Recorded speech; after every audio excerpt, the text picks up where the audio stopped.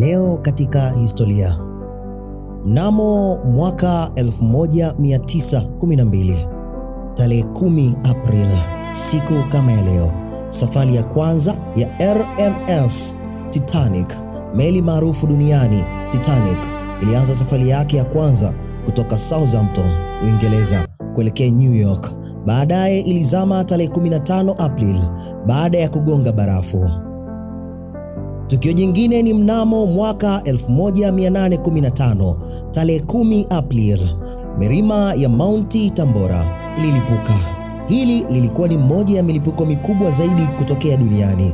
Milipuko ya kivolkano ilisababisha vifo vya maelfu na mabadiliko makubwa ya hali ya hewa, na mwaka uliofuatia uliitwa mwaka bila kiangazi. Tukio jingine ni mwaka 1866, tarehe 10 Aprili. Hapo palianzishwa American Society for the Prevention of the Cruelty to Animals. Shirika hili lilianzishwa nchini Marekani kulinda haki za wanyama.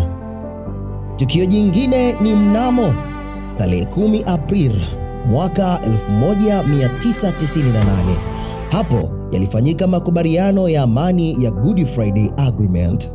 Makubaliano muhimu yalifikiwa kati ya pande zilizokuwa zikipigana nchini Ireland ya Kaskazini, yakisaidia kuleta amani baada ya miaka mingi ya migogoro. SG5 Radio inakutakia happy birthday kwa wewe ambaye umezaliwa tarehe 10 Aprili ya siku ya leo. Happy birthday.